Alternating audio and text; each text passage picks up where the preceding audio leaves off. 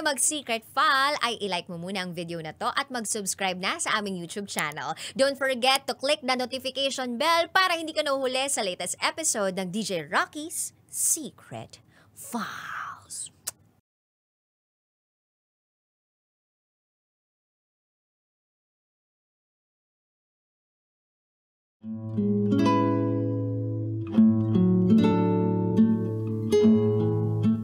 And now, it's time for DJ Rocky's Secret Files.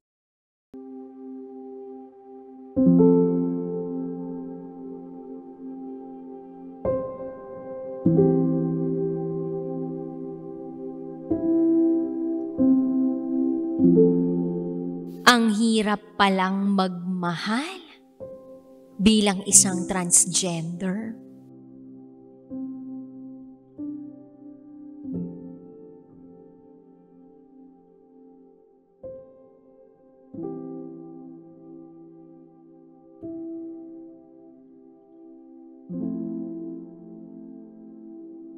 Hi DJ Rocky.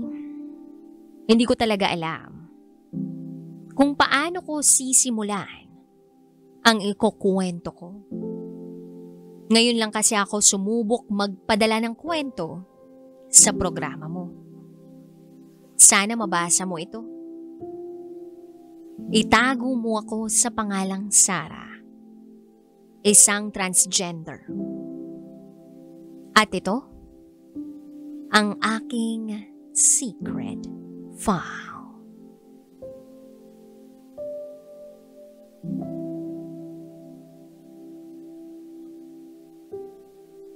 Taong 2015, noong magkakilala kami ng ex kong Pilipino. Naitago na lang natin sa pangalang Jevin. Sa isang bar ko siya nakilala. And that time, nagkainuman kami.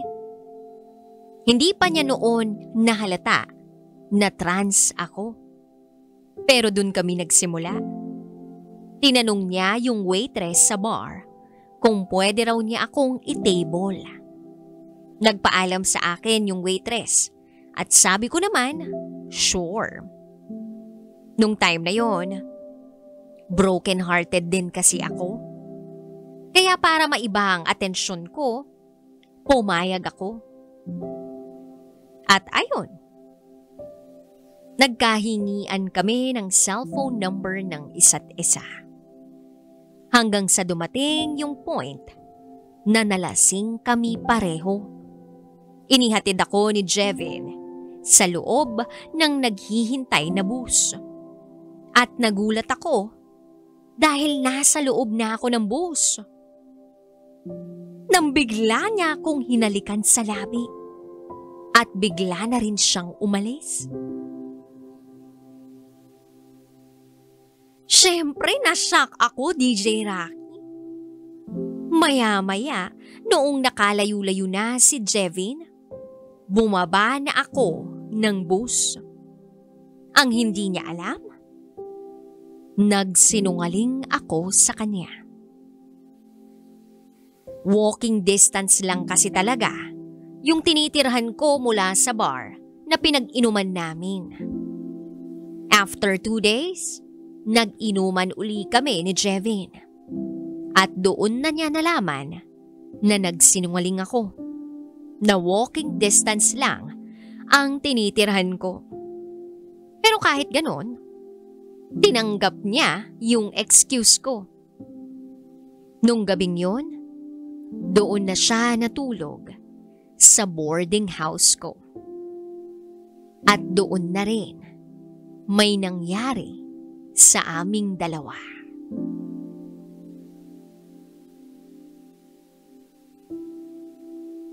Pagkatapos ng 3 araw, hindi kami nagka-chat. Walang communication. Nagulat na lang ako. Bigla na lang niya akong pinuntahan sa paupahan ko. Nanginginig siya. Ang init-init ng katawan niya. Ang taas-taas ng lagnat. Nag-alala ako agad ng sobra kaya sabi ko, tara akit tayo sa taas sa loob ng bahay. Pinakain ko, pinainom ko ng gamot, at doon na muna siya nagstay ng mga 4 na araw. Habang ako naman, pumapasok pa rin bilang isang sales officer sa isang NGO sa Cubao. Kada uwi ko, may pasalubong ako sa kanya ng mga prutas at iba pang pagkain. At noong medyo gumaling-galing na siya, pumunta naman kami sa kanila doon sa Mindoro. Pinakilala ko ni Jevin sa buong angkan niya at naramdaman kong proud na proud siya sa akin. Never kong na-feel na ikinahihiya niya ako. Pagpasok namin sa bahay nila, nagmano ako sa inay niya at sa daddy niya. Sila mismo ang nagsabi sa akin ng isang nakakagulat na revelasyon na ipinaglilihim sa akin ni Jevin.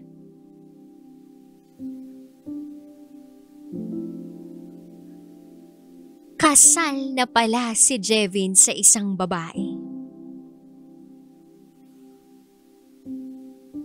Yun nga lang, wala silang anak. Napag-usapan namin ni Jevin yung revelasyon ng mga magulang niya. Nakasal siya sa isang babae. Nakuha ko namang tanggapin ang katotohanan na iyon. Hindi na nga yun naging issue para sa akin. Then fast forward, bumalik na kami ni Jevin sa Maynila. Nagnegosyo kami ng tindahan ng mga accessories at nagre-repair ng cellphone. Nangupahan kami at dito na kami nagsama ng matagal-tagal ni Jevin. 9 na taon. Inabot kami ng 9 na taon. Masaya kami sa loob ng 9 na taon na yon. Paminsan-minsan, nakakaramdam din kami ng hirap. Pero, nalalampasan naman namin yung mga pagsubok. Kaya ayos pa rin. Sabi nga niya noon sa akin, huwag na raw akong magtrabaho. Bibilhan na lang daw niya ako ng alagang aso. Binilhan nga niya ako. Shih Tzu yung breed. At yun na ang inalagaan ko sa loob ng 9 na taon na magkasama kami. At alam mo, DJ Rocky, ang lakas din ng kita ng cellphone repair store namin. Sa lakas ng kita, nabigyan niya pa ako ng puhunan para makapagbukas ako ng karinderya. At yun na, umarangkada na ang hanap buhay namin. Kaso, noong naabot na namin yung parang tugatog, doon naman si Jevin nagsimulang magloko. Lalo na noong namatay na yung daddy niya. Pandemic noon, umuwi siya sa kanila. Pero pagbalik niya rito sa Maynila, parang nagbago na siya. Nagbibisyo na, madalas na kaming magtalo. Tumitira na siya ng mga ipinagbabawal na gamot ng bababae. At nakikipag-anuhan din sa mga bading. DJ Rocky, biglang nagpatong-patong ang mga pinagdaanan ko kay Jevin nung time na yun. Kaya nagka-depression ako. Dumating pa nga sa punto na pinipisikal na niya ako. Sinasaktan na niya ako. Kaya sabi ko, mag-a-abroad na lang ako. Ayoko ng ganito. Na parati na lang akong depressed. Baka kung ano pang magawa ko sa sarili ko. After 3 months, nakapangibang bansa ako sa Qatar bilang staff ng isang spa. Nag-o-offer ng manicure, pedicure at massage. Kahit naging long distance ang relasyon namin ni Jevin, unti-unti namang nabawasan ang pagtatalo at pag-aaway namin. Sa unang 2 buwan Okay kami ni Jevin. Magka-chat at magka-video call palagi. Lagi kaming updated sa isa't isa.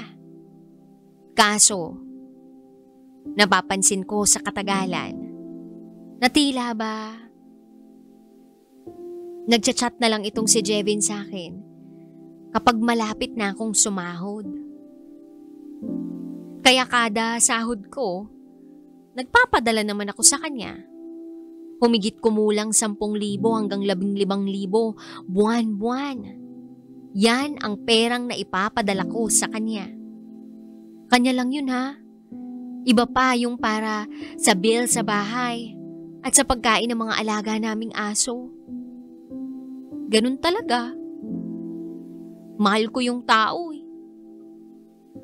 Hanggang sa isang beses, may nag-send sa akin ng message. Screenshot ng conversation ni Jevin at ng isa pang babae.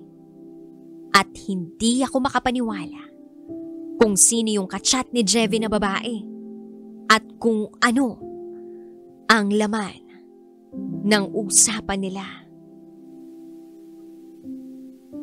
Kachat niya pala yung pinsan ko, si Carmela. Itong pinsan kong ito, 5 na ang anak nito. Puro panganay lahat. Iba-ibang lalaki kasi ang mga tatay. Yung huling naging partner nitong pinsan ko, nabaril daw kaya namatay. Naaalala ko pa nga, umattend kami ng binyag ng bunso ni Carmela dahil kinuha niya kami ni Jevin bilang ninong at ninang. Yun pala, doon na magsisimula ang temptasyon nila sa isa't isa. Magka-chat na sila magmula noon. At noong nakaalis na ako papuntang Qatar, nagsama pala silang dalawa. Grabe, DJ Rocky. Sobrang sakit. Ginawa nila akong tanga. Kaya iniyak ko na lang itong nararamdaman kong sakit. Kaya rin pala hindi na ako naihatid ni Jevin sa airport nung paalis na ako papuntang Qatar. Kasi sila pala ni Carmela yung magkasama. At ngayon nga magkasama na pala sila. Sa totoo lang, ilang beses akong nagtangka na tapusin na lang ang buhay ko habang nasa Qatar ako. Pero hindi ko pa yata talaga oras, DJ Rocky. Hanggang ngayon buhay pa rin ako. Kahit wasak na ang puso ko sa ginawa sa akin ni Jevin at ng pinsan kong si Carmela.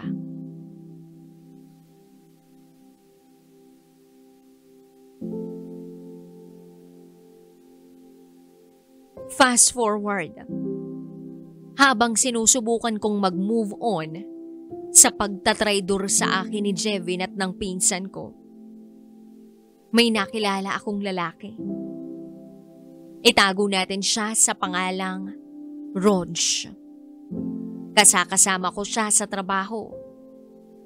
Maalaga itong si Rog at para bang siya ang nakapagpabago ng buhay ko. Siya ang nagbigay liwanag ulit sa madilim kong mundo. Hindi ko tuloy napapansin. Nakakalimutan ko na pala si Jevin dahil kay Rog. Ang alam ko, may girlfriend si Rog sa Nepal. Pero wala eh.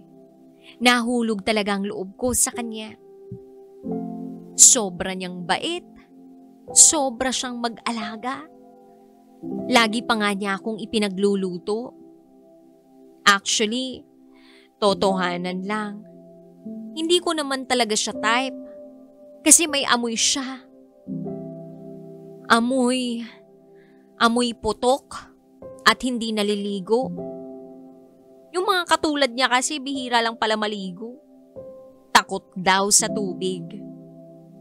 Pero siguro, dahil tinutokso kami ng mga kasamahan namin, ayun, parang naawa na lang ako at natutuhang magustuhan siya.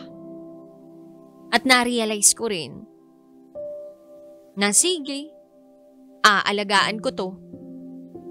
Kaya binilhan ko siya ng mga gamit sa katawan. Binihisan ko pa nga siya eh. Hanggang sa unti-unting nawala yung masamang amoy sa katawan niya. Fast forward. Umabot na pala ng 6 na buwan ang pagsasama namin ni Rog. Okay naman kami. Lagi kaming sabay na kumakain. At iisang pinggan ang ginagamit namin. Sobra akong na-inlove sa kanya. Sabi nga niya sa akin, dalhin daw niya ako sa Nepal.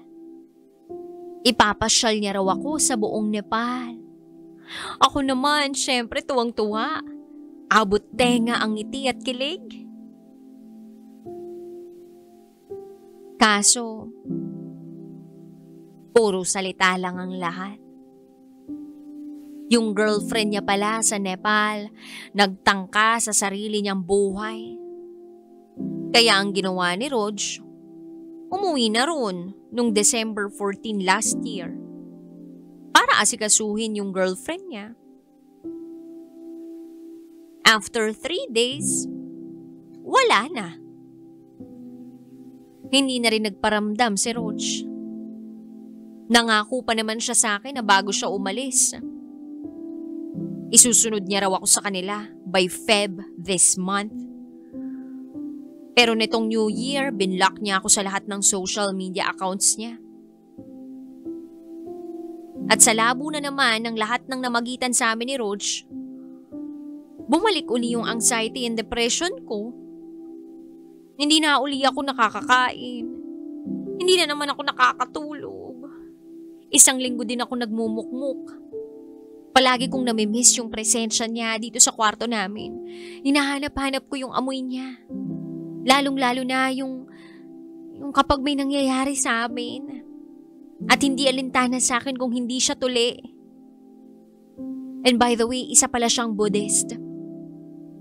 Hindi allowed sa kanila ang pagpapatuli. Gayunpaman, magaling naman siya. Matagal-tagal kami. Pagdating sa pagroromansa, miss na miss ko lang talaga siya. Few weeks after, nakita ko na lang, gumawa si Rog ng panibagong account sa TikTok. Pinost niya pa yung girlfriend niya sa Nepal. Grabe. Sakit. Pero ayos lang. Tatanggapin ko na lang lahat ng sakit. Lahat ng mga ginawa ng mga lalaking nagdaan sa buhay ko. Karma na lang ang bahala sa kanila.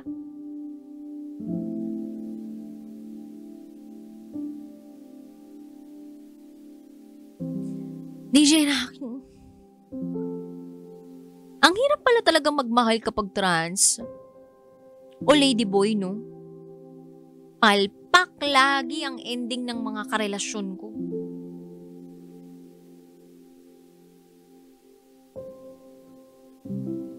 Failed relationships. Pinagpapalit lang ako. Kaya ngayon, isang bagay ang na-realize ko. I should love myself first. At ngayon nga, unti-unti na akong bumabangon kahit mahirap.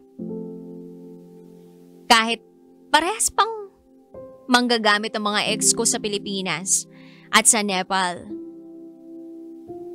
Iniisip ko na lang, makaka-move on din ako mula sa inyo. Makaka-move on ako. Hanggang dito na lang po, DJ Rocky. Salamat sa pag-ere ng kwento ko. Muli, ako si Sarah. At ito, ang aking secret file.